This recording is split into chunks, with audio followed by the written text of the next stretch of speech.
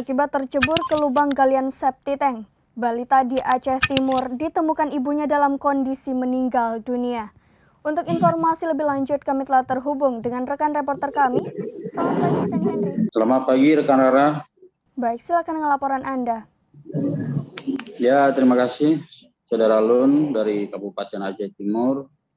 Dapat kami laporkan bahwasanya seorang bocah berusia 2,7 tahun bernama Marendra Atarsah bin Kusdianto dilaporkan meninggal dunia karena tenggelam di lubang septic tank yang digenangi air hujan. Korban yakni warga Dusun Anggrek, Gampung Sukadamai, Kecamatan Pantai Bidari, Kabupaten Aceh Timur. Peristiwa tersebut terjadi Minggu siang kemarin sekitar pukul 14.00 waktu Indonesia Barat. Informasi dari Kapolsek Pantai Bidari, Ibtu JM Tambunan SH, mengatakan bahwa peristiwa itu terjadi bermula saat korban sedang bermain di depan rumahnya. Sementara ibu korban, Tri Luciana, saat itu sekitar pukul 13.00 sedang memasak di dapur, sedangkan ayah korban saat itu sedang berada di ladang.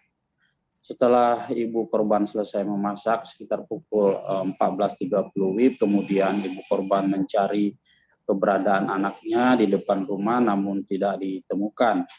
Kemudian ibu korban mencari korban di belakang rumah dan mendapati anaknya dalam kondisi sudah terapung di dalam lubang pembangunan septic tank tersebut. Lubang septic tank tersebut belum selesai dikerjakan, berukuran 1 kali 1,5 meter dengan kedalaman 1,5 meter dan digenangi air hujan. Kemudian korban turun dan mengangkat anaknya serta meminta tolong kepada tetangga dan melaporkan kejadian tersebut kepada perangkat desa. Atas kejadian tersebut anak korban meninggal dunia.